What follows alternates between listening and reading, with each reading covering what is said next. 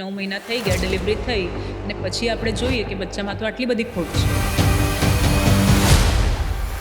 Pregnancy વખતે થયેલી ભૂલોને કારણે તમારા બાળકોને ઘણીવાર આખી લાઈફ અમુક વસ્તુઓ સહન કરવી પડે છે. કે many a times patients are detected with diabetes only when they get pregnant because diabetes in pregnancy બચ્ચાને ખોટ ખાપડ પણ કરી શકે છે. પીરિયડ ન આવે તો why it is not okay? So yes, 6 to 8 times period વર્ષમાં આવવું જોઈએ, either without medicine or with medicine. કેન્સરના ચાન્સીસ છે. યુટ્રસ કેન્સરના ચાન્સીસ વધે છે. પીરિયડ ડિલે કરવાની દવાઓથી કોઈ સાઇડ ઇફેક્ટ ખરી? પેન તમારે ડેલી એક્ટિવિટીઝ લાઇફસ્ટાઇલને અફેક્ટ કરે. બહુ મોટો પ્રોબ્લેમ છે. ઘણી બધી સ્ત્રીઓ, ઘણી બધી લેડીઝ પીસીઓએસથી પીડિત છે. તો it is yes a hormone issue જે સાયક્લિકલી દર મહિને હોર્મોન્સ બનવા જોઈએ એ નથી બનતા હોય. એના હિસાબે what we see is pregnancy દોરાન શું ધ્યાન રાખવું જોઈએ એક સ્ત્રીએ? એવી કઈ વસ્તુ કે જે કરવી જ જોઈએ અને શું કે જે ન કરવી જોઈએ? So there are lot of myths related to diet in pregnancy. પપૈયું ખવાય કે નહીં, પાઇનેપલ ખવાય કે નહીં, નારિયેળ પાણી પીવાય કે નહીં, કેટલી વાર પીવાય દિવસમાં, so I give them like all fruits are safe, all dry fruits are safe, even papaya is safe. એક સ્ત્રીએ કયા કયા હેલ્થ ચેકઅપ રેગ્યુલરલી કરવા જોઈએ? જેમ રૂટીન આપણે બ્લડ ટેસ્ટ ને શુગર, થાઇરોઇડ, એક્સરે, ECGની વાત કરી, હાર્ટનું checkup, but there are certain test which are specific to women. એક સ્ત્રીએ પ્રેગ્નન્સીનું પ્લાનિંગ કરતી વખતે કઈ કઈ વસ્તુનું ધ્યાન રાખવું જોઈએ? ઘણા બધા વ્યસન હોતા હોય, લાઈક ટોબેકો છે, આલ્કોહોલ છે, even to the extent of smoking and drugs, and women and men both are doing it. So if any such thing is there, we would advise What changes in a body because of menopause? urinary frequency વધે, urgency વધે, the bladder cannot hold as much urine, અને વારે ઘડી washroom જવું પડે, યુરિનના infections વધ્યા કરે. The most complicated cases that you've dealt with in your career? So one day they brought a patient with a transverse line. So as I told you, માથું નીચે, પગ ઉપર normal position, માથું ઉપર, પગ નીચે breech position. આમાં બચ્ચું આડું હતું. So like the delivery of twins was like say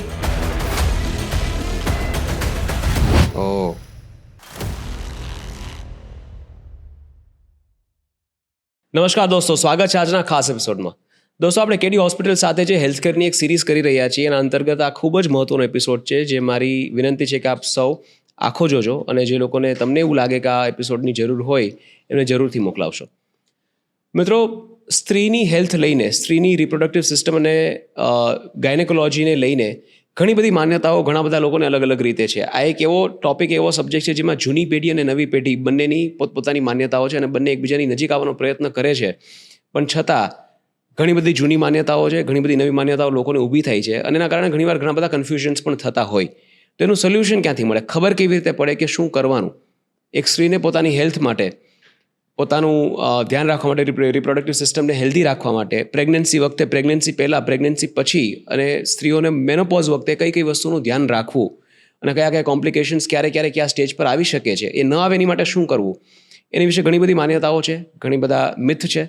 એ આપણે દૂર કરવાનો પ્રયત્ન કરીશું અને ઘણી બધી ઇન્સાઇટ્સ, ઇન્ફોર્મેશન્સ આપણા સુધી પહોંચાડવાની આપણે ટ્રાય કરીશું આજે. અને આ વાત કરવા માટે આપણી સાથે ઉપસ્થિત છે doctor Ankita Jain. She has more than a decade of experience. She is the consultant MD of obstetrics and gynecology with KD Hospital.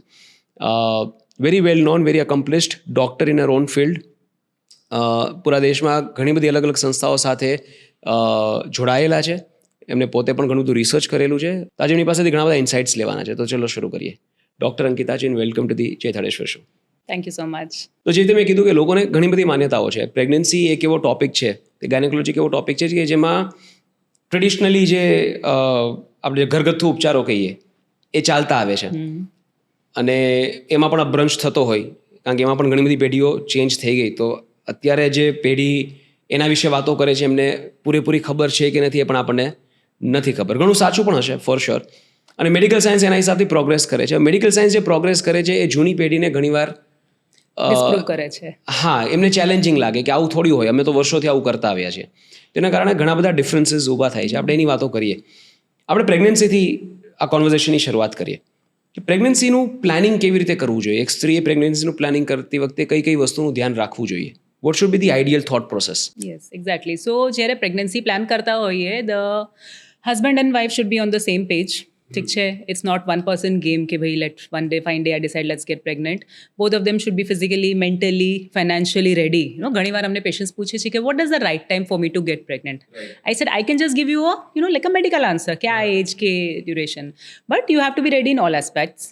And જ્યારે આપણે વાત કરીએ કે ફિઝિકલ મેડિકલ રિલેટેડ શું ધ્યાન આપવું જોઈએ, so do get a checkup done by your doctor gynaecologist. Basically ensure that your health is fit and fine before તમે કોઈ બીજા હ્યુમન બિંગની રિસ્પોન્સિબિલિટી લો, to grow somebody inside your body and then take care of that baby for quite a long time.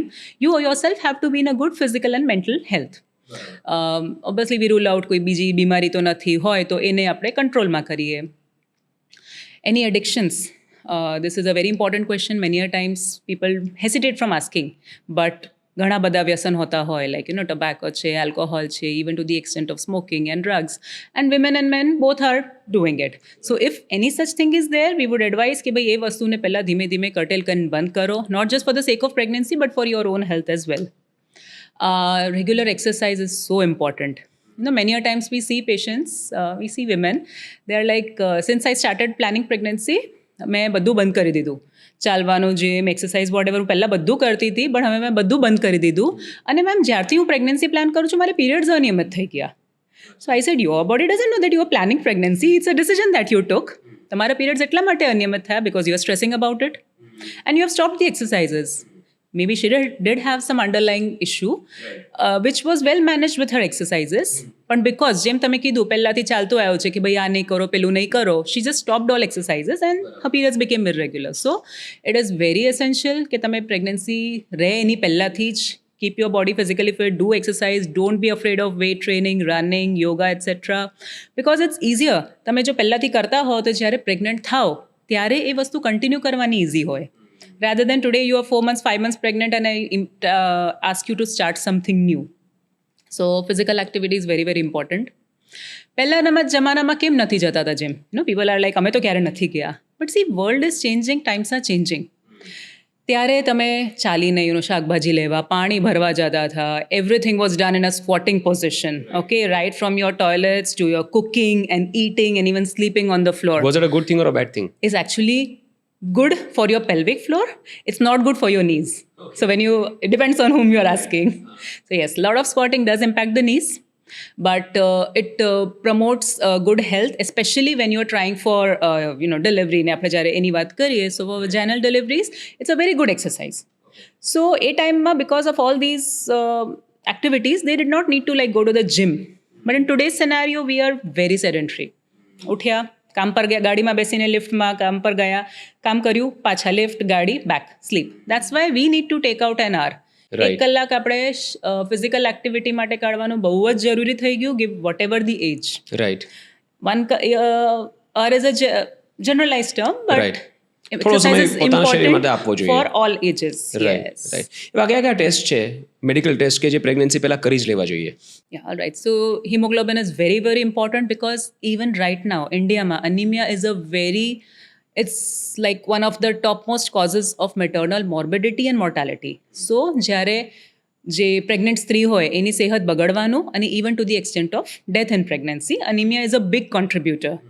So yes, your hemoglobin should be good when you are planning pregnancy because તમારે પ્રેગ્નન્સીમાં તો હજી hemoglobin down થશે, બેબીને blood જતું હોય. So that is good. We need to check the sugars. Okay, many a times patients are detected with diabetes only when they get pregnant. જો પહેલાંથી ધ્યાન ના આપ્યું, પ્લાનિંગ ના કરી હોય. Because diabetes in pregnancy બચ્ચાને ખોડખાપડ પણ કરી શકે છે. બચ્ચા જ્યારે બનતું હોય, ડેવલપ થતું હોય, એમાં હાર્ટમાં ડિફેક્ટ્સ, આઈમાં, બ્રેઇનમાં કરી શકે છે.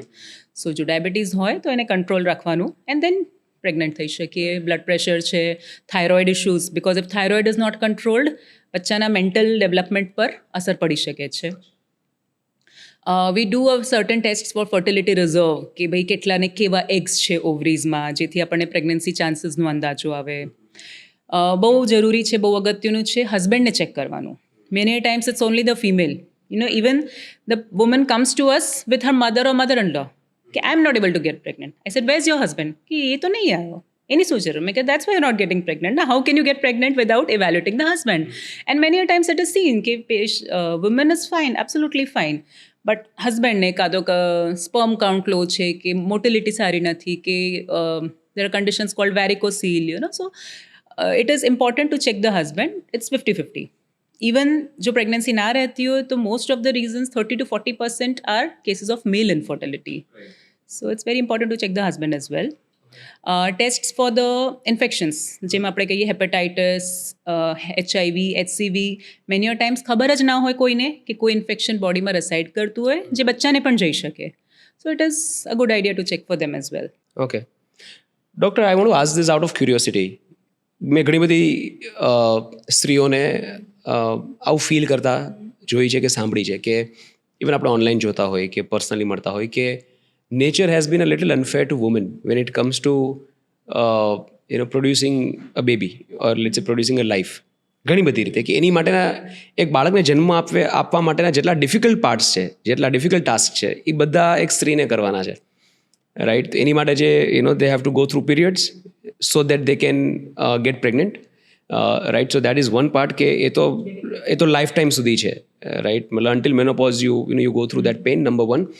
Number two, during pregnancy you have to carry the weight, you have to take lot of precautions. તમારી મૂવમેન્ટ ક્યારેક થોડી ઓછી થઈ જાય, બંધ થઈ જાય, એવી ઘણી બધી વસ્તુ તમે ન કરી શકો જે તમે રેગ્યુલર લાઈફમાં કરતા હોય. જ્યારે મેનને એ કોઈ પુરુષોને કોઈ પાબંદી નથી, એમને જે કરવું એ કરી શકે છે, બહાર જઈ શકે છે, એટલે એમની લાઈફમાં કોઈ બાદબાકી નથી થતી, કોઈ ચેન્જ નથી થતો. વુમનની લાઈફમાં ઘણો બધો ચેન્જ થાય છે અને અંતમાં જે પેઇન સહન કરવાનો છે બાળકને જન્મ આપતી વખતે અને બાળકને જન્મ આપ્યા પછી જે શરીર પર એની ઇફેક્ટ આવે છે એ પણ એક સ્ત્રીને સહન કરવાની છે. Breastfeeding is a huge toll on the body. Yes, એની તો કોઈ વાત જ નહીં કરતા. રાઈટ. અપ ટિલ પ્રેગ્નન્સી બધા house a pregnant mother, baby share કરીશું, ફોટો પાડીશું, બમ્પ જોડે ને એવરીથિંગ. બેબી ડિલિવર થઈ ગયું પછી entire focus shifts on the baby. Yes. Mother is neglected in the postpartum phase when she needs it right. very very much because have you heard of postpartum depression or postpartum blues? Yes, so it's a real thing. Like I would say 80 to 90% amara je patients આવે છે have some form or the other of postpartum blues as well. અચ્છા. But nobody talks of that. Right. એટલે as a doctor, do you feel sometimes you ask this question કે why nature is so unfair? મતલબ બધું જ કેમ એક બાળકને જન્મ આપવા માટેના બધા ડિફિકલ્ટ પાર્ટ્સ એક સ્ત્રીને જ કેમ કરવાના? No, I don't ask myself that question. My patients do. They always ask me કે કેમ આપણે જ બધાથી ગુજરવું પડે છે, સ્ત્રીઓની લાઈફ તો બહુ મુશ્કેલ, મેનોપોઝ થઈ જાય એટલે સારું, કાઢી દો એટલે સારું. But I tell them no, God gave you this gift that you can carry life because women can do it. I don't think men would have been able to do it. So that's what I tell all my patients. Yeah, I would gently agree to that. As simple as that. મેં હમણાં એક video જોયેલો doctor કે જેમાં બાળકનો જે જન્મ થાય આખી પ્રોસેસ એક ડૉક્ટર એક્સપ્લેન કરતા હતા કે જ્યારે બાળકની ડિલિવરી થાય, જ્યારે બાળક વૂમમાંથી બહાર નીકળે, એ જે પ્રોસેસ છે મતલબ it literally challenges the whole structure of your body, right? તો મને તો એ વિડીયો જોઈને જ પેઇન થતું હતું. તો વિચાર કરો કોઈ નેચરલ ડિલિવરીમાં કોઈ સ્ત્રીને કેટલું પેઇન થઈ શકે. If you can explain the delivery process while we are at this topic અને પછી આપણે બીજા ટોપિક્સ પર જઈએ. બેસિકલી ઘણીવાર પેશન્ટ્સ આવીને કે ભાઈ we would prefer a natural or vaginal birth. Again I don't think it would be called like a normal delivery. Okay, things are changing. Cesarean is an equally safe form of delivery. But हाँ, vaginal delivery is the natural જે પહેલાંથી વર્ષોથી ચાલતું આવ્યું છે and the preferred route. But for that, a lot of શું કહીએ આપણે તૈયારી કરી હોય પેશન્ટે એ જરૂરી છે by way of exercises, taking care of her weight. During જ્યારે લેબર પેઇન શરૂ થતા હોય even at that time we encourage her કે ભાઈ થોડા ચાલતા ફરતા રહેજો, સ્ક્વોટ્સ છે એ રીતે કરતા રહો જેથી બેબી પેલ્વિસમાં ડિસેન્ડ થાય. So basically this is the pelvis that everybody has, men and women. So women's pelvis is generally larger so that it can take the baby's head. Okay, so baby's head is down and feet are up. That is the normal position. Okay, what we would call as Shirsasana, but બચ્ચા માટે normal position હોય છે. અને the first step for going for vaginal delivery is આ માથું છે એ pelvisમાં ઉતરવું જોઈએ. Okay, that is what we call as engagement. માથું ઉતરે. And once that thing takes place in a good position, then the further process becomes smooth technically. Okay, of course the patient has to go through a lot of pain, but માથું ઉતરવાનું જરૂરી છે, hence the exercises are important. I like to explain it to my patients as a lock and key thing. If the head is in a correct position, it engages nicely in the pelvis. Of course the size of the pelvis and head is important.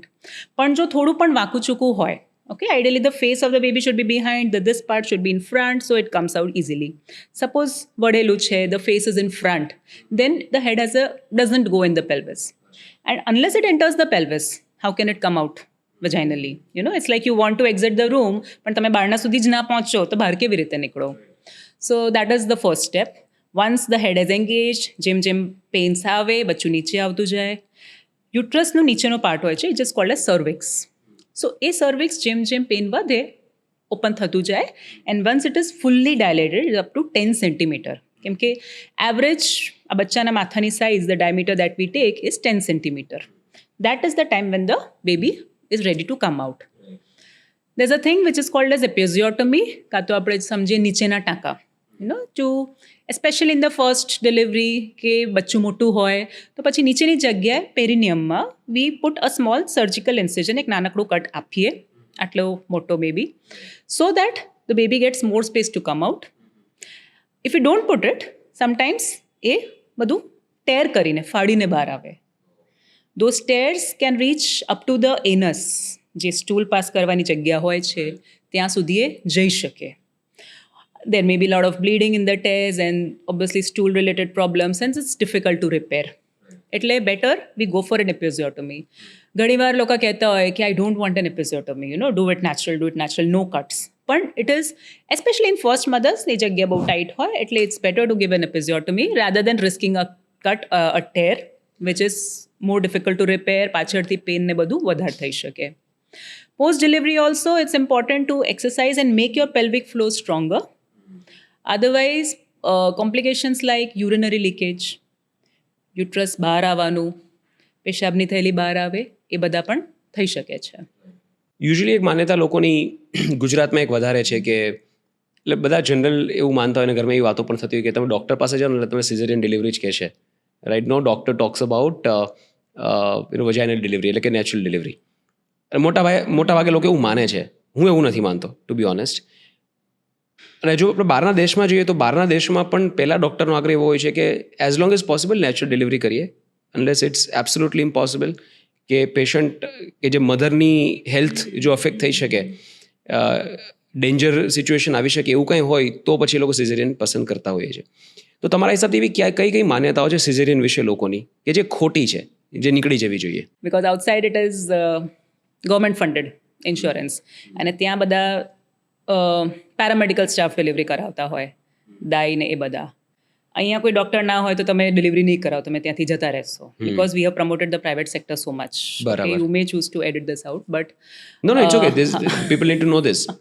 હા, અચ્છા, તો એવું હોય છે કે બહાર જ્યારે delivery થાય ત્યારે ત્યાં જે સપોર્ટ સ્ટાફ હોય એ લોકો ડિલિવરી કરાવતા હોય કે ડોક્ટર્સ ન હોય ડૉક્ટર ત્યારે? તો તમારે સિઝેરિયનમાં જ આવે કાં તો ઇન્સ્ટ્રુમેન્ટલ ડિલિવરી હોય તો જ આવે. ઓકે. અહીંયા તમારે તો છીંકાય તો you need to see the doctor right now. ક્યાં છે ફોન નંબર આપો ડોક્ટરનો. ઓકે, સો એક તો આપણું પોપ્યુલેશન વધારાનું છે. Our government system is a little under funded, understaffed, જે કહીએ, people don't trust that. You would maybe not go to civil hospital for your delivery right now, though they are conducting 20 to 25 deliveries a day. Okay, ભરપૂર કામ છે ત્યાં. But again, the structure is not such that everybody wants to go. If you can afford private care, you would always go for the private care. Right. ત્યાં બહાર તમે private care afford જ ના કરી શકો. You have to go through that system. Many a times તમને લાગતું હોય કે આ નહીં ડિલિવર થવાનું, but still you have to wait out till that level when she's actually stuck that you go for a cesarean, which we have seen happening in many of our patients. Right. And again, lots of tests because they don't believe in episiotomy either. ઠીક છે. આઈ am not saying ઇન્ડિયામાં બધા doctors કહે કે તમે caesarean જ કરાવો. પણ as we have notice the patient profile is changing, the class is changing, we are more sedentary, we don't want to exercise, we don't want to take the pains. એ વસ્તુ ઘણી વધે છે. Okay, patients these days, my patients sometimes are even reluctant for me to allow me to check them internally. A examination જ ના કરવા દે. One finger if you're not going to allow, 3.5 kg નું baby તમે નહીં અલાઉ કરો કે ત્યાં સુધી રાહ જ નથી જોતા. Many a times they are like કે હા કરાવું છે નોર્મલ. જેમ પહેલો પેન આવે એટલે બધું ઉપર નીચે થઈ જાય. તો yes, may be the pain tolerance is ડિક્રીઝિંગ.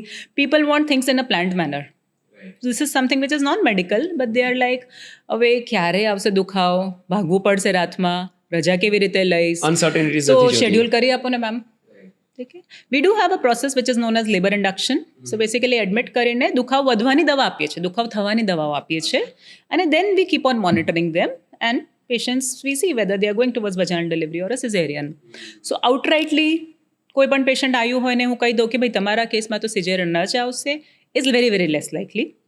But yes, પૂરા દિવસ થઈ ગયા હોય કાં તો બચ્ચું ઉતર્યું ના હોય, if they are not going to take the pains, sometimes બચ્ચું અંદર મેકોનિયમ જે આપણે કહીએ મણ પાસ કરી દે, સ્ટૂલ પાસ કરી દે, તો બચ્ચું એ મણવાળું પાણી શ્વાસમાં લઈ શકે.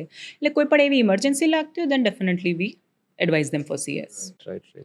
એટલે લોકો આ બધી વાતો કરે છે કે ડૉક્ટર્સ સિઝેરિયન પહેલાં સજેસ્ટ કરશે, નેચરલ નહીં કરે, પણ લોકો બીજી બધી વાતો નથી કરતા કે જે પહેલાંના બોડીઝમાં અને અત્યારના બોડીઝમાં ઘણો ફરક છે. પહેલાંની જે લાઈફ હતી એમાં બહુ ઘણી બધી ફિઝિકલ એક્ટિવિટીઝ હતી, અત્યારે ફિઝિકલ એક્ટિવિટીઝ ઓછી થઈ ગઈ છે. પેઇન ટોલરન્સ એના કારણે જ, કારણ કે સેડેન્ટરી લાઇફસ્ટાઇલ છે. We have no uncertainties in a life as far as our physical being is concerned. Right. આપણને ગરમી લાગે છે, આપણે એસી સ્ટાર્ટ કરીએ છીએ. રાઈટ. એટલે આપણી પાસે આપણે ફિઝિકલ એવી કોઈ હાર્ડશીપ છે નહીં, તો આપણા બોડીનું નેચરલ પેઇન ટોલરન્સ બહુ ઓછું છે. Extent I use to say કે ભાઈ અમે at least when we were kids અમે ટીવીનો ચેનલ ચેન્જ કરવા ઊભા થતા હતા. હવે એ પણ નથી હવે થતું. તો રિમોટથી થવાનું કે મોબાઈલના એપ થ્રુ થઈએ નો. સો યસ. એટલે લોકો આ બધી વાતો નથી કરતા. સો એ They જો just see the one convenience side. જોઈએ છે આપણને, હા. I think that is pouring into medical Right. field and obstetric as well, કે just schedule me, don't give me pains for 10-12 hours. Okay, just, and I'm not saying cesarean is the easy way out. Okay, don't let anybody convince you કે cesarean થી delivery કરાઈ હોય so you know you do not go through that thing. Post caesarean પણ pain ને બધી વસ્તુઓ થાય જ છે. Recovery tax time. Postpartum period is still real. The postpartum blues ને ડિપ્રેશનનું રિસ્ક બધામાં હોય છે. So it's not that somebody opted for cesarean, so she chose the easy way out. She's still as much a mother as the one who's birthed naturally. Labour રૂમમાં કોઈ difficult situation જે તમે જોઈ હોય, right, which was like really challenging for you, the most complicated cases that you have dealt with in your career? Yeah, we have dealt with a lot of complicated cases, but I was in the periphery like some 10-12 years ago, and a lot of DIs used to conduct deliveries. But they would bring patients to us, but they would conduct deliveries on their own as well. So one day they brought a patient with a transverse lie. So as I told you, mathu niche, pag uppar, normal position. Mathu uppar, pag niche, breech position, ke ઊંધું. આમાં બચ્ચું આડું હતું. Okay, એક side માથું, એક side પગ, and not coming down. So I told her, અરે આ તો આડું છે, and she was already in labor. So they said, મેં કીધું જો, I think it was her third delivery. તો the guy said, હા બેન, ઊંધું હોત તો વાંધો નહીં, બે બચ્ચા હતા, પહેલું ઊંધું હતું એ મેં કાઢી દીધું, આ આડું છે આ નહીં નીકળતું. So it was a delivery ongoing and they came to you. It was a twins, yeah. એક ડિલિવર કરાઈને આયા ઘરે મૂકીને કે બીજું નહીં નીકળતું. So lot of things. Then how did you deal with that situation? There are two ways to deal with it. We can try to get the baby at least in a breech position, anesthesia આપીને પગ પકડીને બચ્ચાના પગ નીચે લઈ આવીએ and then deliver. Or we can go for a cesarean. So we tried પગ પકડીને પણ નહીં આવતું હતું નીચે, maybe because of the baby's weight. We did a cesarean for her. Okay. So like the delivery of twins was like say 30 to 45 minutes નો અંતર હતું બે બચ્ચામાં. So that is nature. Crazy. Unbelievable. Pregnancy દોરાન શું ધ્યાન રાખવું જોઈએ એક સ્ત્રીએ? એવી કઈ વસ્તુ કે જે કરવી જ જોઈએ અને શું કે જે ન કરવી જોઈએ? કરવી જ જોઈએ તો આપણે એક્સરસાઇઝની વાત કરીએ. I will not mention that again, but ખાવામાં. So there are lot of myths related to diet and pregnancy. Okay, they will come to me with a list of questions. પપૈયું ખવાય કે નહીં, પાઇનેપલ ખવાય કે નહીં, નારિયેળ પાણી પીવાય કે નહીં, કેટલી વાર પીવાય દિવસમાં, you know. So I give them like all fruits are safe, all dry fruits are safe. Even papaya is safe. Okay. Again, papaya has got a bad rep. I don't know if you are aware. ગરમ છે. There is no such thing. So basically, પૂરા જૂના જમાનામાં જ્યારે abortion માટે safe medicines available નહોતી, સો પપાયા સીડ્સમાં જે substance હોય છે એ abortifacient હોય. It can cause an abortion. So papaya seeds were crushed and inserted vaginally to cause an abortion. But eating the papaya, or even eating the seeds for that matter, is not going to cause any problems. Rather, it helps with constipation. Constipation ઘણું common હોય પ્રેગ્નન્સીમાં. Right. But આટલું કોણ સમજાય? પપાયા નહીં ખાવ, સારું, નહીં ખાવ. So all the focus is on this papaya and kiwi and pineapple and coconut water, etc. બાજરો ને જવાર આ ગરમ પડે પેલું ખડે. Even non-veg. I mean, if you are eating eggs, non-vegetarian food, it is fine. It is safe. It is nutritious. Rather, the focus should be on, let us have less of the sweets, less of your processed and packaged foods, less of outside foods, less of the roadside foods. Okay. So otherwise, home cooked foods, badhi shak, badhi dal, please have them. During pregnancy, what are the signs? એટલે એવી કઈ science કે જે થતાની સાથે જ medical intervention કરવું જોઈએ, doctor પાસે જવું જોઈએ? યુઝ્યુઅલી લોકો ઇગ્નોર કરી દેતા હોય કે ફોર એક્ઝામ્પલ આખી પ્રેગ્નન્સી ડૉક્ટર ગાઈડેડ નથી, અને હજી ગુજરાતમાં ઘણા બધા એવા પાર્ટ્સ હશે કે જ્યાં doctors right from the beginning of the pregnancy involve નથી થતા, કે રેગ્યુલરલી ટચમાં નથી. એવી કઈ સાયન્સ કે જે ઇગ્નોર ન કરવી જોઈએ અને ડૉક્ટરનું ઇન્ટરવેન્શન ઇમિડિયેટલી કરવું જોઈએ? લેટ્સ અર્લી પ્રેગ્નન્સી ફર્સ્ટ 3-4 મંથ્સમાં એવી કઈ સાયન્સ છે કે જેને સિરિયસલી લેવી જોઈએ? See, when we are talking of pregnancy, we are talking of the routine uterus ma pregnancy rokai. Have you heard of something called as an ectopic pregnancy? No? So basically, ectopic means an abnormal site, abnormal location. So pregnancy in the uterus, great. 90-95% cases are of that, and that's why we have heard most of them.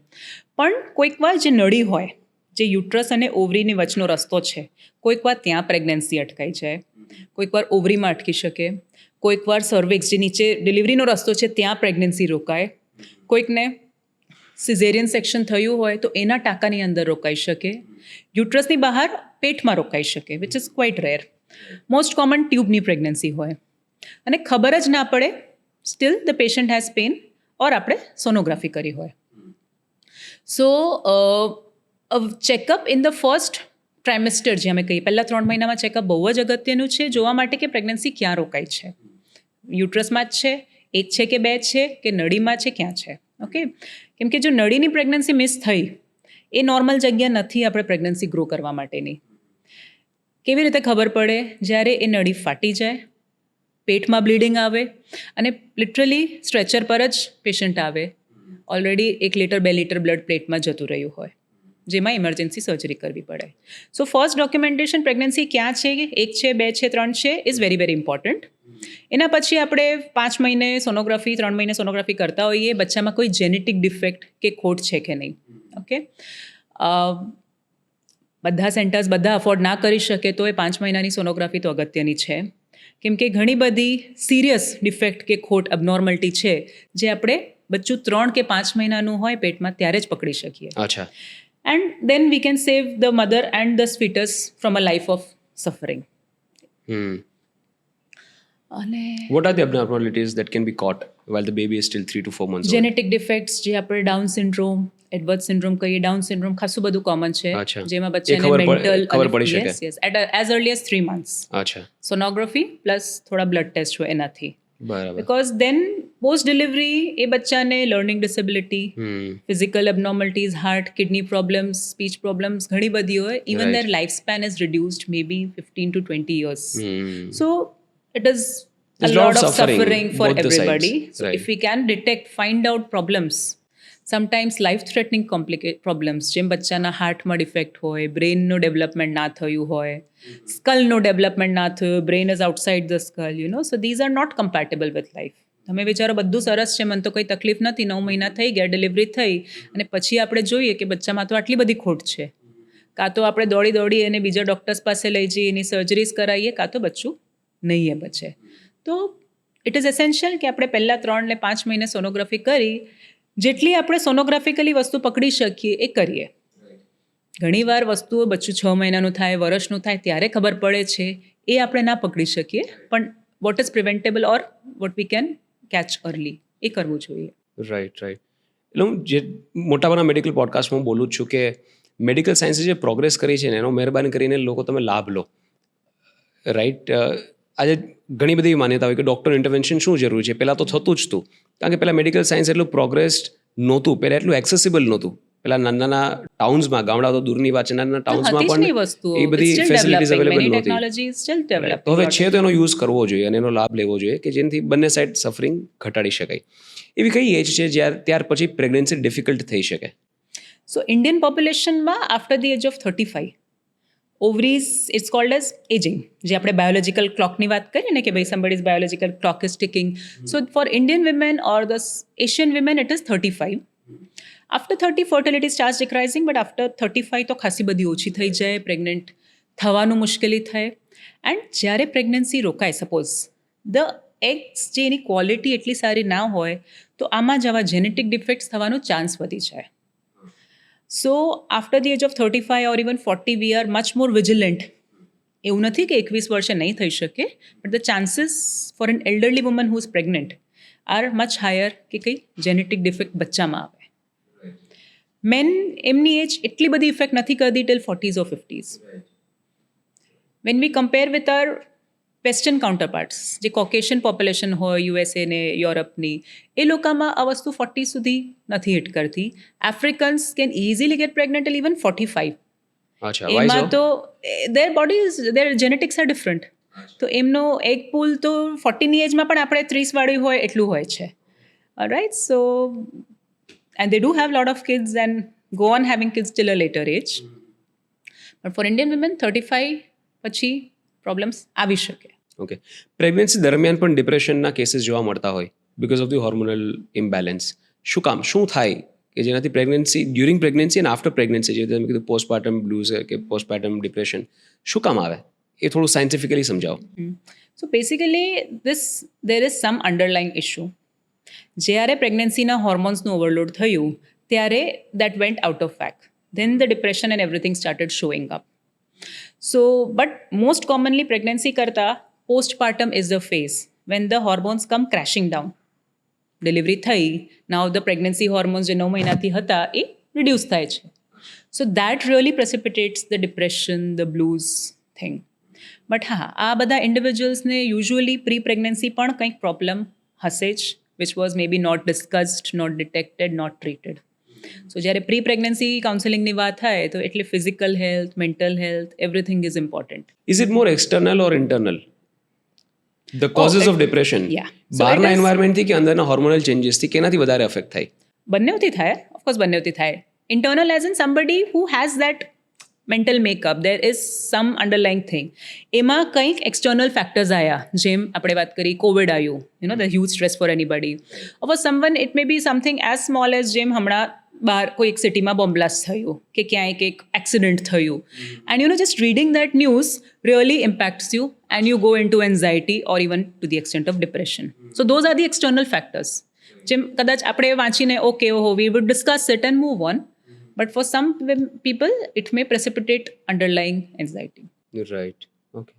Post delivery એવી કઈ એવી વસ્તુનું ધ્યાન રાખવું જોઈએ એક સ્ત્રીએ to recover fast and to also for the health of the baby? કારણ કે ફર્સ્ટ 6 months અગર બ્રેસ્ટ ફીડિંગ થાય છે તો baby's health is also dependent on it. તો કઈ કઈ વસ્તુનું ધ્યાન રાખવું જોઈએ? So there is no recover fast, everything takes time. આપણે કહીએ 1.5 મહિનો, પોસ્ટપાર્ટમ ફેઝ ઇઝ 6 weeks. તો 1.5 મહિનાનો ટાઈમ હોય where in the mother's hormones are balancing, the physical, the changes આપણે જે વાત કરીને આમ માથું આમ જાય છે ને ખુલે છે ને મસલ્સ આર લૂઝ, એ બધું થોડું ઘણું ઓર્ગનાઇઝ થવા લાગે. યુટ્રસ, નોર્મલી યુટ્રસની સાઇઝ આટલી હોય, ડ્યુરિંગ પ્રેગ્નન્સી આટલી હોય, પોસ્ટ ડિલિવરી આટલી હોય. So it comes back to normal size in 6 weeks. Suppose caesarean હોય કે જે ટાંકા હોય એમને હીલ થતાં 6 weeks લાગે. રાઈટ, બચ્ચા માટે પણ આ ખાસો ક્રુશિયલ પીરિયડ હોય છે. ફર્સ્ટ 6 weeks બચ્ચું આમ પેટની અંદર હોય ને એવી રીતે જ રહેતું હોય. બ્રેસ્ટ ફીડિંગ તો ખરું જ, but for every little thing baby will need you for at least 6 months. Diet is very very important in the lactation period. હવે ઘણીવાર અમારે પેશન્ટ્સ કહે કે ઘરવાળાએ કીધું પાણી ઓછું લેવાનું, દલિયા જ ખાવાની, શાક રોટલી કઠોર કંઈ નહીં ખાવાનું, ફ્રૂટ્સ કંઈ નહીં, which is quite counter intuitive. So patient needs very good nutrition during the breast feeding period. તમે માનશો નહીં, 1 day of breast feeding burns about 500 calories a day. 500 calories a day મતલબ તમે આમ તોડીને જીમમાં મહેનત કરી હોય ને, weight training and running and everything, તો જઈને કદાચ 500 calories You have આપણે to બર્ન walk કરીએ. 12 to 13 kilometers to burn 500 calories, which a woman does every day only breastfeeding the baby. So she needs extra nutrition, she needs those extra calories. So જેમ આપણે વાત કરી કે જૂના જમાનામાં કહેતા હતા કે ભાઈ 1.5 મહિને સારું ખવડાવો ને ઘી ને બધું આપો, it is good because ghee is a good source of calories, right? Especially for somebody who is undernourished, weight ઓછું હોય તો her body can withstand the breastfeeding. See, બચ્ચાને તો પૂરતું પોષણ મળશે જ. Even a mother who is 40 kgs, underweight, undernourished, બચ્ચું તો સરસ વજનનું આવી શકે, એને હિમોગ્લોબિન સારું હોય ને બચ્ચું ફીડિંગ લેશે. So that is the power of the mother. Even at the cost of her own health એ બચ્ચાને માટે પ્રોવાઈડ કરશે. But what about her health? Because as we are discussing women's health, so she needs to have a good diet. બધી રોટલી છે, શાક છે, દાળ, ફ્રૂટ્સ, દૂધ. It is very essential for કે એટલીસ્ટ 2 વાર દિવસમાં દૂધ પીએ, જેથી કેલ્શિયમ મળે, કેલ્શિયમ ટેબ્લેટ્સ લે, જેથી એના હાડકાં મજબૂત રહે. બિકોઝ અગેન બચ્ચાને તો બધું મળશે પોષણ, but at the cost of her bone health. Okay. Doctor હમણાં એક વિડીયો જોયેલો, એમાં કોઈ ફિમેલ ઇન્ફ્લુએન્સર હતી. શી વોઝ સેઇંગ કે every part of the woman's journey, the reproductive age, be it periods, PCOS કે બીજી પીરિયડને લગતી કોઈ બીમારી, અને even pregnancy and post pregnancy, every part of woman's journey is now medicinalized. કે એમાંથી મેડિકલ સાયન્સ, ડૉક્ટર્સ પોતાનો બેનિફિટ પહેલાં જોવે છે અને સ્ત્રીનો બેનિફિટ ઓછો જુએ છે, અને સ્ત્રીના હેલ્થના ખર્ચે પણ કદાચ પોતાનું ધ્યાન પહેલાં રાખે છે. આવો એક મેં વિડીયો જોયેલો કે તમને કોઈ સ્ત્રીને કાંઈ પણ પ્રોબ્લેમ હોય તો સીધી પહેલાં દવા આપે અને નેચરલી હીલ થવાનો ચાન્સ નથી આપતા ડૉક્ટર્સ. તમારું શું કહેવું છે એના ઉપર? સો બેસિકલી આર્ટ્સ ઇઝ અમારી એક બહુ ફોર્ચ્યુનેટ બ્રાન્ચ છે કે એમાં બધા પેશન્ટ ના હોય. અમારા જ્યારે પ્રેગ્નન્ટ બહેનો આવે, ખુશી ખુશીથી ડૉક્ટર પાસે આવે અને મોટા ભાગે ખુશી ખુશીથી ઘરે જતા હોય. તો અમે તો એને પેશન્ટ્સ ના કહેવાય. પણ હા, એના સિવાયના જે કન્ડિશન્સ હોય છે, જે ગાયનેક કન્ડિશન આપણે કહીએ, જ્યારે પેશન્ટને તકલીફ થતી હોય તો જ અમારી પાસે આવે. બધા જ બહેનો તો અમારી પાસે આવતા નથી. ઘણી બધી એવી કન્ડિશન્સ છે જેમાં લાઇફસ્ટાઇલ ચેન્જીસ, જેમાં આપણે પહેલાં વાત કરીએ, diet, exercise, even stress reduction કે ઊંઘ 7-8 કલાકની, એ બધી વસ્તુઓ જ અગત્યની હોય. અમે પહેલાં બધા દર્દીઓને સમજાવીએ છીએ. પણ કોઈક વાર તકલીફો આટલી વધારે હોય કે તમારે ડાયટ અને એક્સરસાઇઝ ઇમિડિયેટ રિઝલ્ટ્સ કે સસ્ટેન લોંગ ટર્મ રિઝલ્ટ્સ તરત નહીં આપી શકે. You will need some medication, જે અમે જ આપી શકીએ, તમે બીજા કોઈ થ્રુ તો લેશો નહીં. Sometimes some conditions are so advance, એટલું બધું દુખાવ થતું હોય કે એનો treatment as much as surgery હોય, તો અમે એ સજેસ્ટ કરીએ છીએ.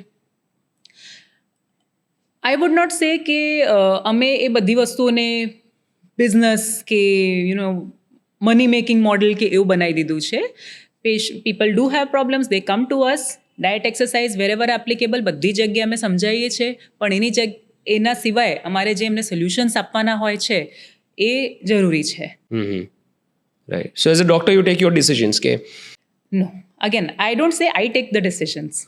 Again it's the patient's body. એમની શું લાઇફસ્ટાઇલ છે, એમના શું વિચાર છે, શું પ્લાન્સ છે આગળ. We support them in the decisions.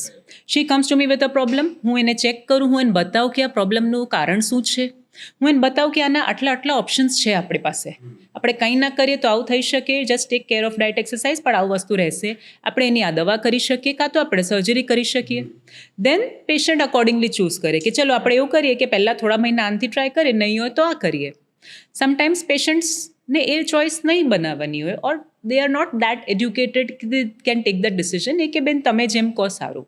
So then we take an informed call on their behalf. પણ હવે આજના જમાનામાં જોવા મળે છે કે એ લોકો પોપ્યુલેશન ઓછી થતી જાય છે, જેમ લોકો આ રીતે અવેર થતા હોય છે. So they want to know all the options and we discuss that with them. ઘણી વાર લોકો પાસે પેશન્સ પણ નથી હોતી ને, મને થોડું ઝડપથી સાજું કરી દો, મને થોડું ઝડપથી ક્યોર કરી દો. In the era of this instant delivery apps and હમણાં 10 મિનિટમાં વસ્તુ મળી જાય, so nobody wants to wait for anything. ડૉક્ટરના રૂમની બહારનો વેઇટિંગ પીરિયડ એમને નથી ગમતું, અને અંદર આવીને તમારી બીમારીઓ હવે તમે ટ્રીટ પણ નહીં કરી આપો, you just tell me to diet and exercise, એ જ ચાલુ રહે, ગળે નથી ઉતરતું. So yes, lifestyle is a very very important aspect of your healing, but medicines and surgery have an important role. એ આપણે ડિસરિગાર્ડ નથી કરી શકતા, ને રાધર નહીં કરવું જોઈએ, because then it amounts to spreading false information. Doctor, what is PCOS? બહુ મોટો પ્રોબ્લેમ છે. ઘણી બધી સ્ત્રીઓ, ઘણી બધી લેડીઝ PCOSથી પીડિત છે. એના વિશે જેટલી વાતો થવી જોઈએ એટલી થતી નથી, અને એના ઇલાજના લઈને પણ ઘણી બધી માન્યતાઓ છે કે એની સાઇડ ઇફેક્ટ્સ ત્યાં લઈને ઘણી બધી વાતો થઈ. તો થોડું ડિટેલમાં સમજાવો, વોટ ઇઝ PCOS, કેટલું સિરિયસ થઈ શકે અને શું ઇલાજ? So PCOS basically polycystic ovarian syndrome કહીએ. So it's a syndrome. It's not just one aspect that is wrong. So it is, yes, a hormone issue જે સાયક્લિકલી દર મહિને હોર્મોન્સ બનવા જોઈએ એ નથી બનતા હોય. એના હિસાબે what we see is ઓવરીઝનો સાઇઝ પોળો થતી જાય, which is called as polycystic ovary, PCO. Periods irregular થતા જાય, 2 મહિના, 4 મહિના, 6 મહિના, વર્ષ સુધી પીરિયડ ના આવે યંગ ફિમેલ્સમાં, કાં તો દવા લે તો જ પીરિયડ આવે. અચ્છા. હેર અને પિમ્પલ ગ્રોથ પીરિયડ ન આવવાથી શું પ્રોબ્લેમ થાય? Sorry, I am cutting in between. Period ન આવે તો why it is not okay? So period જો ના આવતું હોય, સમટાઈમ્સ યુટ્રસની અનસાઇડ લાઇનિંગ ખાસી બધી થિક થયા કરે. અચ્છા. there should be estrogen rise, there should be progesterone, આ જે હોર્મોન્સ છે આપણા, પછી એ બંને ફોલ થાય એન્ડ પીરિયડ્સ આવે. સપોઝ પ્રોજેસ્ટ્રોન નહીં બનતું એટલે પીરિયડ્સ નહીં આવતા, ઓનલી એસ્ટ્રોજનથી લાઇનિંગ ખાસી થિક થતી જાય. જ્યારે બ્લીડિંગ આવે બહુ હેવી, બહુ લાંબુ ચાલે. And secondly thick lining increases the risk of uterus cancer. Oh so yes 6 to 8 times period વર્ષમાં આવવું જોઈએ, either without medicine or with medicine. આપણે એવું ના વિચારવું જોઈએ કે ભલે ને પીરિયડ ના આવે હું દવા નહીં લઈશ. Then you are doing wrong by your body. કેન્સરના ચાન્સીસ છે. યુટ્રસ કેન્સરના ચાન્સીસ વધે છે. Okay okay again going back to the topic. So irregularity થઈ શકે, excessive pimples over the face, body, head થઈ શકે, hair growth. So women may have excessive hair growth even to the extent જેમ ભાઈઓમાં થાય છે. ચિન હેર આવે, side blocks આવે, બોડી હેર ગ્રોથ વધી જાય, સ્કેલ્પ હેર, માથેથી વાળ ઝડવાનું, એ બધું થઈ શકે. સો these are still the things that we can see. પેશન્ટને ખબર હોય કે ભાઈ આ ગાયનેક પાસે જાઉં કેમ કે પીરિયડ નહીં આવતા, અને સ્કિન ડૉક્ટર પાસે જાઉં કેમ કે મારે પિમ્પલ ને વાળનો પ્રોબ્લેમ છે. બટ પીસીઓએસના બીજા ઇમ્પ્લિકેશન હોય છે જે તમને આજે ના ખબર પડે. એનાથી શુગર, ડાયાબિટીસ થવાનો રિસ્ક વધે, પ્રેગ્નન્સી દરમિયાન શુગર બીપી થવાનું રિસ્ક વધે, કોલેસ્ટ્રોલ પ્રોબ્લેમ્સ, હાર્ટ પ્રોબ્લેમ્સ, અને આપણે વાત કરીએ જેમ યુટ્રસ ઓવરીનું કેન્સર, એ રિસ્ક વધે. Which a 25-year-old patient may not see or may not even be thinking about. That's why it is called as a PCOS, a syndrome. Okay? It is very closely associated with diabetes, hypertension, heart diseases. So yes, એમાં લાઇફસ્ટાઇલનો બહુ જ મોટો role છે, because as of now, till date, PCOS doesn't have a cure. કોઈ પણ speciality હોય તમારી, homeopathy, Ayurvedic, holistic science, whatever, nobody can claim કે I have cured her of PCOS. It can always only be managed. આપણે એને control, નિયંત્રણમાં રાખી શકીએ with diet, exercise, stress reduction and wherever necessary દવાઓથી. દવા પીરિયડ આવવા માટેની હોઈ શકે, દવા હેર ગ્રોથ, પિમ્પલ પ્રોબ્લેમ્સ માટેની હોઈ શકે, કોઈને શુગર આવી ગયું હોય. Even at a young age we have seen sugar as early as patients in their 20s with PCOS getting sugar. So એ બધા પ્રોબ્લેમ્સને આપણે કંટ્રોલ કરી શકીએ. But yes, we can not cure it right now. અચ્છા, medical સાયન્સમાં એનું cure જ નથી. કોઈની પાસે નથી. ઇઝ ઇટ ધેટ કોમ્પ્લિકેટેડ કે એનું ક્યોર જ નથી? No, so it is basically insulin resistance. Now you're getting more technical. It is insulin resistance. So body ma insulin resistance છે. Whenever the stress increases, the weight increases, the sedentary lifestyle, etc. increases, then body is the insulin is not able to work effectively. જે ઇન્સ્યુલિનનું કામ શું છે? Body આપણે જે ખાધું એ શુગરને normalise કરે, use કરે. ઇન્સ્યુલિન ના કામ કરતું હોય તો ઇન્સ્યુલિન વધારાનું બને. Suppose આટલું શુગર આવ્યું, so this much of insulin will manage this sugar. If the insulin is not working effectively, you need this much of insulin to manage the same sugar. બરાબર. Your blood sugar is normal. So that is what is insulin resistance. Okay. It is not Your working body effectively. is now resisting the insulin. ડાયાબિટીસમાં પણ એ જ હોય છે.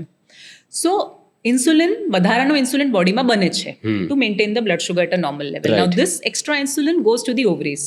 અચ્છા. Ovaries પર act કરે, ઓવરીઝની size પોડી કરે, and the bigger ovaries secrets more of the male hormones, જે ટેસ્ટોસ્ટેરોન, જે ભાઈઓમાં હોય. Women have those but very small quantities, ભાઈઓમાં વધારે હોય. તો એ મોટી પોડી ઓવરી હોય તો વધારે ટેસ્ટોસ્ટેરોન આવે, અને જે સાયક્લિકલી ઇસ્ટ્રોજન, પ્રોજેસ્ટ્રોન બનવું જોઈએ એ ડિસ્ટર્બ થઈ જાય. Hence, no periods, more testosterone, hair and pimple problems. So you can act on the insulin resistance with stress reduction, diet, exercise, even certain medications. But once you stop that, ફરીથી stress આવ્યું, ફરીથી wet વધ્યું, ફરીથી insulin resistance, and it goes on. But for a very long time, let's સે વર્ષો સુધી તમે તો પોતાનું ધ્યાન રાખો, એક્સરસાઇઝ કરો રેગ્યુલરલી, ડાયટ સારું લો, તો ઇન્સ્યુલિન રેઝિસ્ટન્સ નોર્મલાઇઝ ના થાય? Okay, it's not just, હા, કંટ્રોલ રહે. But if those things go out of whack, તમારી બોડીને વસ્તુની ટેન્ડન્સી હોય તો ફરીથી રેગ્યુલારિટી આવી જાય. ઇટ્સ નોટ કે 6 મહિને એક્સરસાઇઝ કરીને મારે આખી જિંદગી સારું રહેશે ને. That insulin resistance comes back whenever the stress, the physical or the mental stress comes But back. over the period of time, without medicine પણ મેનેજ થઈ શકે? Yes, with that's what I'm better saying. lifestyle and exercise. Definitely. PCOS Achha. is one thing જે long term management and very good focus આપણે lifestyle ઉપર હોય છે આમાં. Okay, PCOS થવાનું કારણ શું? It is partly genetic and then partly lifestyle. So some people જેમના ફેમિલીમાં શુગરની હિસ્ટ્રી હોય એમાં ચાન્સીસ વધારે હોય છે, especially when coupled with an unhealthy lifestyle.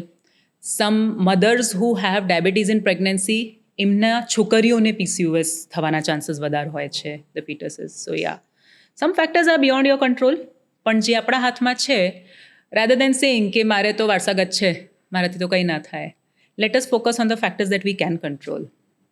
Right. મેં ક્યાંક એક વિડીયોમાં એવું જોયેલું કે પ્રેગ્નન્સી વખતે થયેલી ભૂલોને કારણે તમારા બાળકોને ઘણીવાર આખી લાઈફ અમુક વસ્તુઓ સહન કરવી પડે છે. Yeah, This but is probably these one are, of them. But when we talk of such things, it is either smoking, alcohol, not taking care of the sugar, thyroid. Okay, it is not something as small as Activa પર drive કરવાનું, કામ પર જવાનું, swimming કરવાનું, gym જવાનું, that is what people focus on. Oh my god, Activa પર જઈ આવી, I was pregnant, I did not realize. It's okay, કંઈ નહીં થાય. Right. But if the other things that I mentioned એની ઉપર ધ્યાન ના રાખ્યું હોય તો યસ જેનેટિક ડિફેક્ટ્સ થઈ શકે, ગ્રોથ ઓછું થઈ શકે, ઘણા પ્રોબ્લેમ્સ આવી શકે. જેમને ડાયાબિટીસ નથી, પ્રેગ્નન્સી દરમિયાન ડાયાબિટીસ થવાના પણ ચાન્સીસ છે, right? That is called as gestational diabetes mellitus. Pregnancy induced, gestational એટલે પ્રેગ્નન્સી, જેમ તમે ઓબ્સ્ટેટિક શીખ્યું આજે, so gestational also means the same. So again pregnancy is a huge stress on the body. જેમ આપણે વાત કરી, સ્ટ્રેસ વધ્યું, ઇન્સ્યુલિન રેઝિસ્ટન્સ વધ્યું, શુગર કંટ્રોલ ગયો એન્ડ ડાયાબિટીસ આવી ગયું. So yes, diabetes in pregnancy એની અમુક દવાઓ હોય છે, પણ જે આપણે રૂટીનલી ડાયાબિટિક પેશન્ટ્સને મેડિસિન્સ પ્રિસ્ક્રાઇબ કરી શકીએ એ પ્રેગ્નન્સીમાં ના કરાય. સો પ્રેગ્નન્સીમાં 1 or 2 medicines and then insulin. એ જ સાંભળીને અત્યારે ઘણા પેશન્ટ્સ બીવી જાય છે કે માય ગોડ, ઇન્સ્યુલિન લેવું પડશે. But insulin is the safest for you and for your baby when the patient is pregnant. Post delivery જેમ પ્રેગ્નન્સીનું સ્ટ્રેસ ઉતરે, ઘણા બધા કેસીસમાં ડાયાબિટીસ જતું રહે છે.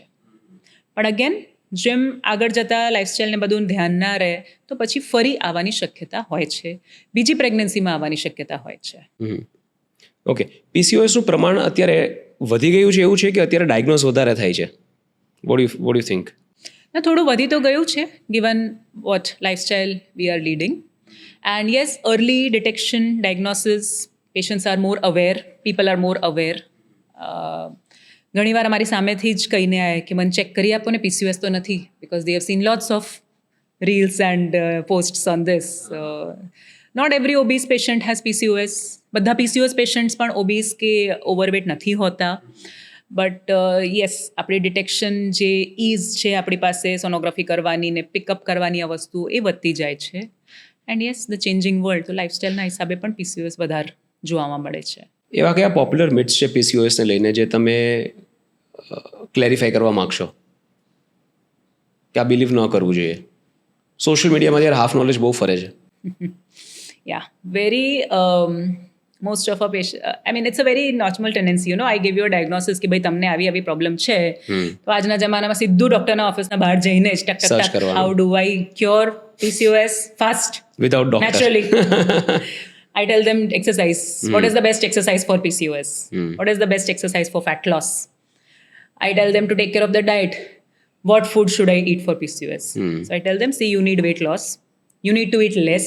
You don't need to eat more.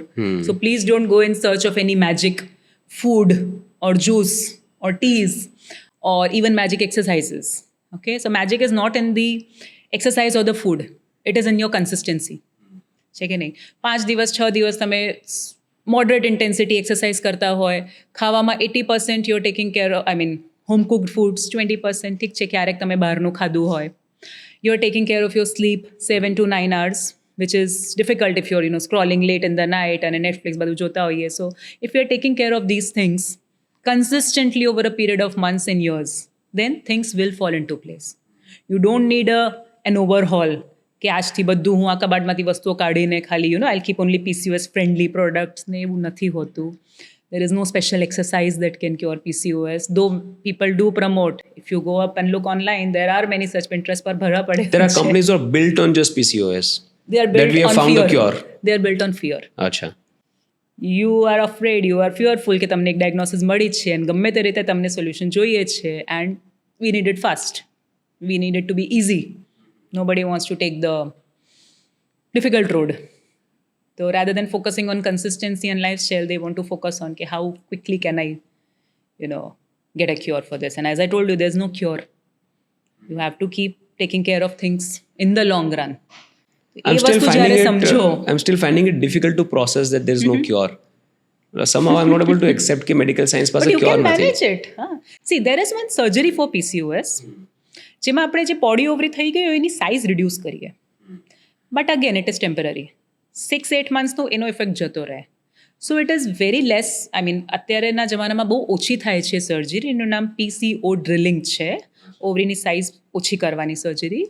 In done very selected case જેને પ્રેગ્નન્સી રાખવી હોય ને PCOSના હિસાબે નહીં રહેતી હોય તો, but the effect stays for 6 to 8 months. There's another condition called endometriosis. What is that? So endometriosis is another, શું કહીએ આપણે, enigma or upcoming bane of our times. Basically, જે દર મહિને યુટ્રસની ચામડી બ્લીડ કરે છે, that is known as endometrial tissue. So it's a cycle. Every month the lining grows and then it comes out. Then again it grows, it comes out. Basically the body prepares for pregnancy every month. So એ જે tissue છે એ ગર્ભાશયની અંદરની જગ્યાએ કોઈ પણ બીજી લોકેશનમાં હોય, જેમ આપણે ટોપિકની વાત કરીએ અબનોર્મલ લોકેશનમાં, it is known as એન્ડોમેટ્રિયોસિસ.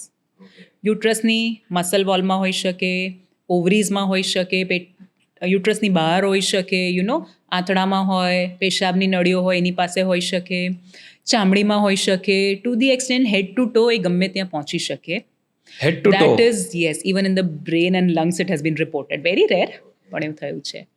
So that is known as endometriosis. Now the problem is every month under the influence of hormones આ ટિશ્યુ ગ્રો થાય અને બ્લીડ કરે. યુટ્રસમાંથી તો નીકળી જાય, but these other locations don't have an outlet. તો ત્યાં ને ત્યાં બ્લડ કલેક્ટ થતું જાય. સો ઓવરીમાં થતું હોય, સો ઇટ્સ લાઈક બ્લડની ગાંઠ, જેને આપણે ચોકલેટ સિસ્ટ કહીએ છીએ, એવી બની જાય. They can be like as small as 0.5 centimeter to 10-12 centimeter સુધીની ગાંઠો જોઈ છે, filled with the menstrual blood. યુટ્રસની વોલમાં થઈ જાય, યુટ્રસનો સાઇઝ આટલેથી આટલો સુધી થઈ જાય, પોળું થઈ જાય, which can lead to very painful periods. બહુ લાંબુ ચાલે, બ્લીડિંગ 10-12 દિવસ સુધી ચાલે છે. ઇન્ટરકોર્સમાં ડિફિકલ્ટ પેઇન થતું હોય, પ્રેગ્નન્સી રહેવાની મુશ્કેલી થઈ જાય. So endometriosis again in our times it is increasing. એનો જે ઇન્સિડન્સ છે વધ્યો છે. થોડું જેનેટિક ઇફેક્ટ છે, થોડું અનએક્સપ્લેન્ડ છે at times.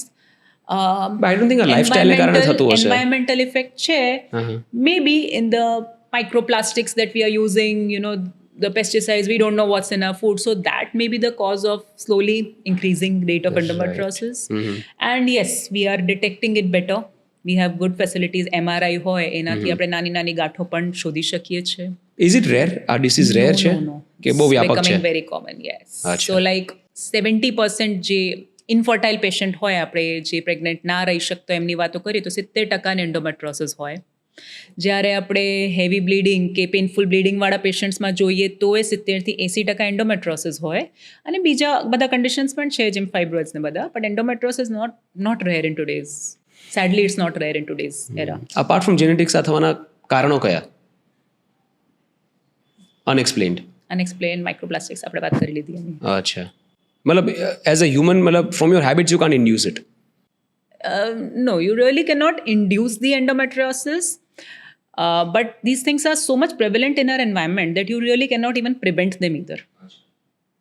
Okay. So that's why I say it's a bane of our times.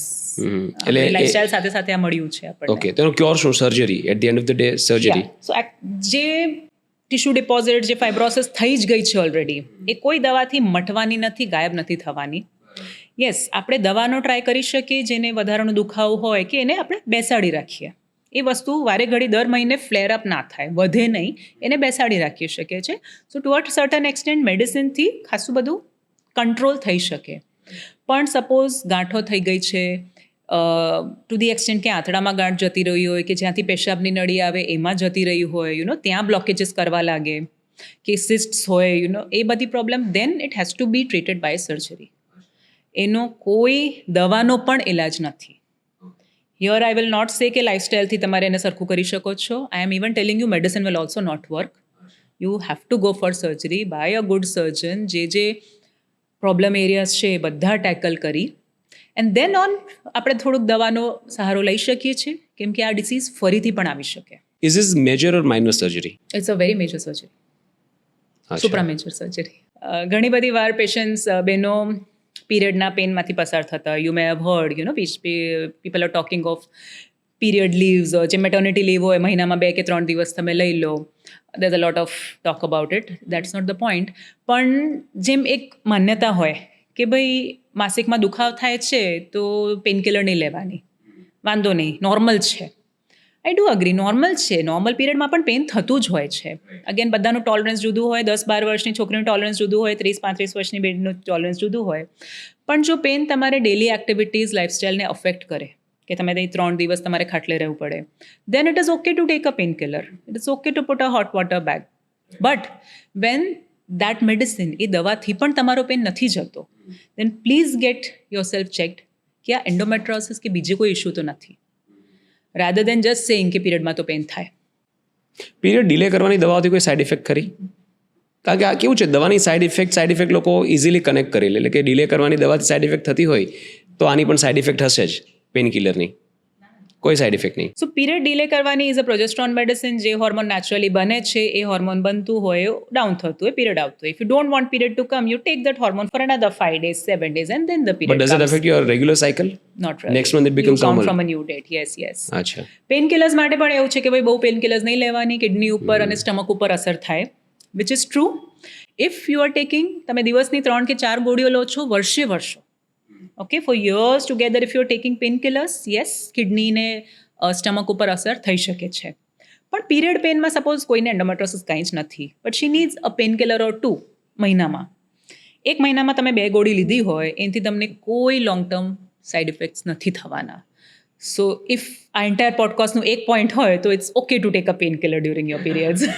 ના, અરે લોકોને બહુ માન્યતા છે, ઘણા બધા લોકો એટલા બધા સહન કરે છે પેનને, અને કે ના આની કોઈ સાઇડ ઇફેક્ટ આવી જાય તો Especially when it's young girls, because આજકાલના જમાનામાં even 8 to 10 yearsમાં puberty આવી જાય છે. Right. So 10-year-old is a young girl who is now getting periods and you know all this. She doesn't know what's happening in the middle, Exactly. right. So obviously education આપણે આપતા હોઈએ, but her pain threshold is less. Right. And it's okay to give her a medicine. એવું હોય તો તમે ડૉક્ટરને consult કરાવી લો કે ચલો ભાઈ કેટલું ડોઝ આપવું, કંઈ બીજી તકલીફ તો નથી. But how can you allow this 10-year-old to suffer in pain, saying કે ના એક વસ્તુ ખોટી છે, because my grandparents and grandparents said. So જેમ આપણે સ્ટાર્ટિંગમાં વાત કરીને કે ભાઈ પહેલાંથી જે ચાલતું આવતું હતું and medical science is saying something else. So yes, આપણે એ વખતે એટલી બધી ઇન્ફોર્મેશન હતી જ નહીં, થોડું કહાસુની પર ચાલતું હતું. બટ ના આપણને કારણ ખબર પડે છે, એનું ટ્રીટમેન્ટ ખબર પડે છે. હું તો એ જ કહું કે જે તમે કહો છો કે ભાઈ પહેલાંના જમાનામાં કે આવું કહે છે બધા, તો I ask them just question why, કે આવું કેમ કહે છે, what is the basis. If you get a scientific answer, if you get something જે તમને ગળે ઉતરે છે, do it. Otherwise think of the scientific reasons and change it. Because if you don't change it, તમારું છોકરું અને એનું છોકરું પણ એ જ વસ્તુ કરશે without putting their brains, without knowing what the actual science is. Then how are we progressing? Right. True. Let's talk about menopause. શું બોડીમાં ચેન્જ આવે બિકોઝ ઓફ મેનોપોઝ? આના વિશે વાતો બહુ ઓછા કરે છે લોકો. પ્રેગ્નન્સી પછીના ચેન્જીસ વિશે લોકો વાતો કરે છે, પણ મેનોપોઝને કારણે એક સ્ત્રીને માનસિક રીતે શું સહન કરવું પડે છે એની વિશે કોઈ વાતો નથી કરતા. માનસિક કે હોર્મોનલ ઇમ્બેલેન્સ જે થતા હોય, what changes in a body because of menopause? So basically મેનોપોઝમાં જે આપણે હોર્મોન્સ અત્યાર સુધી બનતા હતા, એ હોર્મોન ધીમે ધીમે ડિક્લાઇન થઈ અને બંધ થઈ જાય છે. સો પીરિયડ્સ બંધ થઈ જાય, બેસિકલી દેટ ઇઝ મેનોપોઝ. પણ હોર્મોન ડિક્લાઇન જે છે એ 35 પછી જ સ્ટાર્ટ થઈ જાય. જેમ આપણે વાત કરી કે 35 પછી પ્રેગ્નન્સીના ચાન્સ ઓછા થતા હોય, કેમ હોર્મોન્સ પણ ઓછા થાય છે. એટલે it's not menopause, but this decline of hormones start having an effect physical, mental health બંને ઉપર. સો આપણે ફિઝિકલ હેલ્થમાં વાત કરીએ તો towards menopause you see skin changes, skin dryness થતી જતી હોય, wrinkles, sagging skin, hair loss થતું હોય, thinning of hair થાય, even bone loss. That is a very important aspect. So if we don't concentrate on the bone health by way of exercise and taking care of calcium in the diet, તો પછી bones દર decade બોન માસ ઓછું થતું જાય. અને અત્યારે hit ના કરે, તમે 45 સુધી you are like I am fine. If આપણે ધ્યાન ત્યારે નહીં રાખીએ તો 60 and 65 beyond bones become brittle like glass. તમે ઘણી બધી વાર મોટા બહેનોમાં આપણે ફ્રેક્ચર્સ જોયા હોય, આમ થોડુંક વાગ્યું અને ફ્રેક્ચર થઈ ગયું, because the bones are very very brittle and it is very difficult to heal those ફ્રેક્ચર્સ as well. તો બોન હેલ્થ ઇઝ વેરી ઇમ્પોર્ટન્ટ. તો જે એક્સરસાઇઝથી, સ્ટ્રેન્થ ટ્રેનિંગથી, વોકિંગ, રનિંગથી એન્ડ કેલ્શિયમ ઇન્ટેકથી સારું. મેનોપોઝની પ્રોસેસને કારણે આ થાય બીકોઝ ઓફ લેસ એસ્ટ્રોજન ના હોર્મોન્સ. હોય, એક્ઝેક્ટલી એસ્ટ્રોજન ના હોય અને બોન લોસ થતું છે. સો અને ક્યાં સુધી થતું રહે? એ તો ચાલ્યા જ કરે. નહીં, પણ મેનોપોઝ થઈ જાય ત્યાર પછી નોર્મલાઇઝ ન થઈ જાય? No, the bone loss continues. Oh. Bone loss starts in your 40s. No, nature is really unfair. I mean, I would go ahead and say this. Nature is really unfair towards women. So that's why many of my patients say કે ભાઈ પતિ જાય તો સારું ને, આ period ક્યાં સુધી આવશે. So I tell them કે જ્યાં સુધી આવે છે ને, you are, I mean, getting the benefit of hormones. જ્યારે બંધ થશે ને તો એક નવા સેટ ઓફ પ્રોબ્લેમ્સ આવશે જેનો કોઈ અંત નથી. So, but yeah, it's not that it's the pause or the end all. You can manage with lifestyle is very, very important in this age group. જે આપણે 25ની ઉંમરે જીમ જતા હોઈએ અને જે આપણે 40-45ની ઉંમરે જીમ જતા હોઈએ, so that 45 વાળો is getting more benefit. It is actually necessary as you grow older. For men and women both, but more for women. There are a lot of urinary complaints. Now, this is another thing which people don't talk about because they feel shy. એવું તો કોણ વાત કરે? Urinary frequency વધે, urgency વધે. The bladder cannot hold as much urine. અને વારે ઘડી વોશરૂમ જવું પડે. યુરિનના ઇન્ફેક્શન્સ વધ્યા કરે. યુરિનરી લીકેજ, જેમ આપણે ડિલિવરીઝ પછી કે વીક મસલ્સના હિસાબે, તો જેમ બેનો ખાંસી ખાય, છીંક ખાય તો યુરિન લીક થાય. સો ધીઝ ઓલ પ્રોબ્લેમ્સ એ બધું મેનોપોઝમાં વધ્યા કરે. ઇવન મેન્ટલ પ્રોબ્લેમ્સ, જેમ આપણે વાત કરી physical and mental health, mood changes, ગુસ્સો આવે, ચીડચીડિયોપન, રડવાનું, એ બધું થોડુંક વધારે થઈ જાય. જાતે જાતે રડવું પણ આવે ફોર નો રીઝન, એવા પણ ઘણા કેસીસ સાંભળ્યા હોય. પ્રી પીરિયડનો એક ટાઈમ હોય છે, દર મહિને પીરિયડના પહેલા અઠવાડિયા 10 દિવસ થોડું મૂડ ચેન્જીસ આ રીતે આવે જ, ને બધાને આવે, whatever the age group. But yes, at a younger age it is, બીજી કોઈ તકલીફ ના હોય તો સારી રીતે મેનેજ થઈ જાય. પણ જેમ જેમ 35 ને 40 પછી જતા હોઈએ તો these mood changes start getting more prominent. ઘરવાળાઓ આવીને કમ્પ્લેન કરે કે બેન બહુ ચીડચીડા થઈ ગયા છે, કંઈ કરી આપો. One important thing, hot flushes. So અચાનક out of the blue, out of nothing, આપણે એસીમાં બેઠા છે ને એમ પરસેવો છૂટવા લાગે, ફેસ, નેક બધું આમ લાલ થઈ જાય. Okay, and that stays for may be 5-10 minutes and goes away. ઊંઘ ખુલી જાય એટલું પરસેવો આવે. Okay, so like you're in an AC environment, કાં તો તમે વિન્ટરમાં છો ને છતાંય તમને પરસેવો આવે. So these are hot flushes, night sweats, એ બધા પ્રોબ્લેમ્સ છે. મૂડ ઇશ્યુઝ આવે છે. અગેન, જેમને ડિપ્રેશન, એન્ઝાઇટીની ટેન્ડન્સી હોય તો એ ટાઈમમાં વસ્તુ વધી શકે. જેમ પ્રેગ્નન્સી, પોસ્ટ પ્રેગ્નન્સીમાં, એવી રીતે મેનોપોઝ વખતે પણ એ વસ્તુ વધી શકે છે.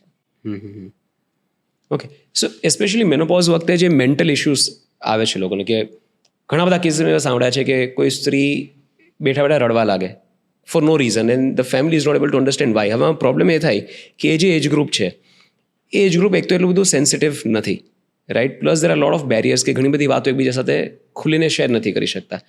એ એજ ગ્રુપ એમના બાળકોને પણ આ વાત નથી શેર કરી શકતા, કારણ કે બાળકો સાથે ફ્રીક્વન્સી એ લેવલની ઓપનનેસ ન હોય, તો એ લોકો સહન કર્યા કરે. બધાને થાય કે કેમ રડે છે, કેમ આટલા બધા મૂડ સ્વિંગ થાય છે. તો કેવી રીતે ટ્રીટ કરવું as a society, as a family? How do you deal with this? That's what I say. If the woman is healthy, then family is healthy. You take care of everybody's diet and schedules, But if the woman is sick or suffering, the entire family, બધાને ખબર પડે. Okay, it's like ક્યારે સાચી થશે, ક્યારે જલ્દી ઠીક થશે, બધું આમ અટકાઈ જાય કામ. તો યસ, એઝ અ સોસાયટી આપણે આ વસ્તુ માટે ઓપન થવું પડે, આપણે વાતો કરવી પડે, જેમ આજે આપણે કરીએ છીએ.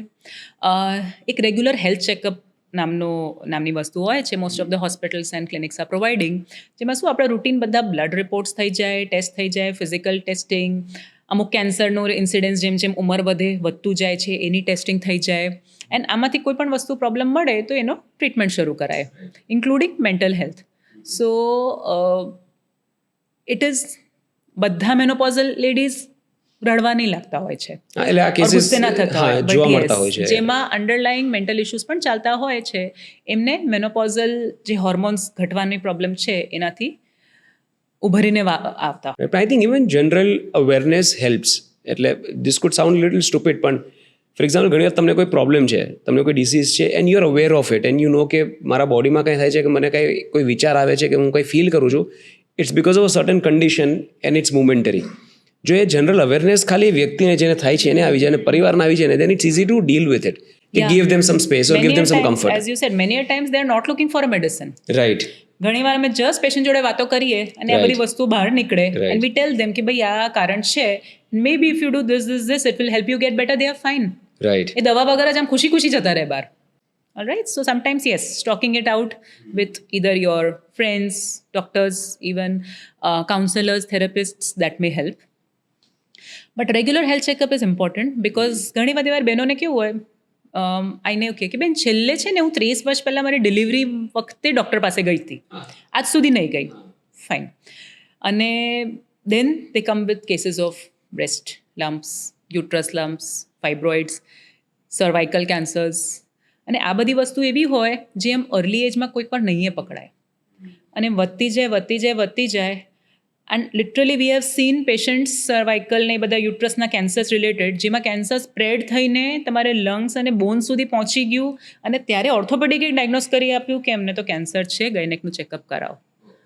અડધી શરમમાં અને અડધી ઇગ્નોરન્સમાં કે ભાઈ આઈ એમ ડન, ડિલિવરીઝ થઈ ગઈ છે, પીરિયડ બંધ થઈ ગયું છે, હવે મને કંઈ નહીં થાય gynaec related.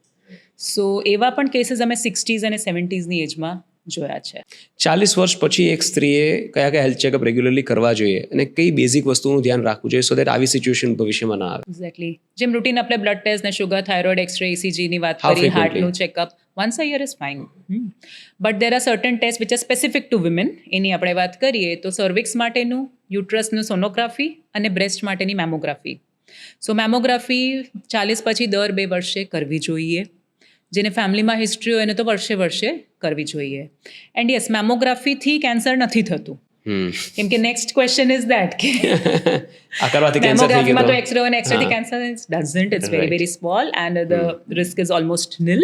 It is very sensitive. આપણે વહેલાસર કોઈ ગાંઠ હોય તો પકડવા માટે યુટ્રસ માટેની સોનોગ્રાફી, ઓવરોઝ માટે સોનોગ્રાફી થતી હોય છે. સર્વિક્સ માટેનું ટેસ્ટ હોય છે, એનું નામ છે પેપ ટેસ્ટ. બેસિકલી જસ્ટ આમ ગર્ભાશયનાથી એક સેમ્પલ લઈએ which is done in the OPD. You just walk in, less than 5 minutes you are out, test લેવાઈ જાય. In a day you will get the report. Because it picks up cancer in the very very early initial stages. તમને already ગાંઠો થઈ ગઈ ને bleeding આવવા લાગી કાં તો મેટાસાઇઝ થઈ ગયું તો પછી બધાને જ દેખાય છે. સો પ્રિવેન્શન હોય તો cervix, because people are not even aware of this thing. અમારે OPD અમારે જેટલા દિવસના જો 30 પેશન્ટ જોતા હોઈએ એમાંથી કદાચ એકને ખબર હશે કે સર્વિક્સ કે પેપ્સમિયર શું હોય છે. So the test for cervix is very very important. These are the cancer specific to women. Right. Uterus રિમૂવલની સર્જરી શું કામ અને ક્યારે લોકો કરતા હોય છે? This is one topic that not a lot of people know about. Why? Actually બહુ બધા કરાવતા હોય છે. આઈ don't think you can say કે દે ડોન્ટ નો અબાઉટ. અચ્છા બહુ ફ્રિકવન્ટલી થતી હોય છે. અચ્છા. રીઝન? સો યુટ્રસ રિમૂવલ સર્જરી, યુટ્રસમાં કોઈ ગાંઠો હોય, જેમાં આપણે વાત કરીએ એન્ડોમેટ્રોસિસના હિસાબે યુટ્રસ પોળું થઈ ગયું હોય, ચોંટી ગયું હોય, બ્લીડિંગ વધારે થતી હોય, પેઇન વધારે થતી હોય, so then the surgery may be an option. Again looking at the age, એને પ્રેગ્નન્સી રાખવી છે કે નહીં, દવાઓથી કેટલી અસર પડે છે, દવા એમના કેસમાં લાગુ થાય છે કે નહીં. Or if not then surgery can be an option. સર્જરીના જુદા જુદા રસ્તા હોય છે. ઘણીવાર પેશન્ટ્સ આવીને કહે કે દૂરબીનવાળો ઓપરેશન નહીં, અમને તો ટાંકાવાળો કરજો. બિકોઝ એમને એવું બેઠું છે મગજમાં કે આમ વ્યવસ્થિત ખોલીને કરશો ને only then you will do the complete job. So that is an open surgery જેમાં આપણે મોટો કટ 10-15 સેન્ટીમીટરનું મૂકી and we remove the uterus. But આજના જમાનામાં સારા સેન્ટર્સમાં we have laparoscopy, we have robotic surgery. તો એમાં નાના 1/2 to 1 સેન્ટીમીટર કટ્સથી મોટી યુટ્રસ અમે કાઢી દઈએ છીએ કે જે પણ સર્જરીઝ છે, major surgeries are done through laparoscopy. So it is not necessary for all the cases. I would say may be in our setup 2% or 3% we would be going for an open surgery. બીજા બધા લેપ્રોસ્કોપીથી જ થતા હોય. There N other route જેને કહીએ છીએ આપણે વેજાઇનલ હિસ્ટ્રેક્ટમી. એટલે કોઈકને ગર્ભાશય નીચે આવતું હોય તો આપણે નીચેના રસ્તેથી જ સર્જરી કરી શકીએ છીએ. Alright. Okay, doctor, it's been a very enriching, educative, insightful, informative conversation. A lot of things that I didn't know and I'm sure ઘણા બધા લોકોને નહીં ખબર હોય. And you very openly discussed a lot of topics. Thank you so much for being so insightful. It was a lovely conversation. Thank you. Thank you for having me.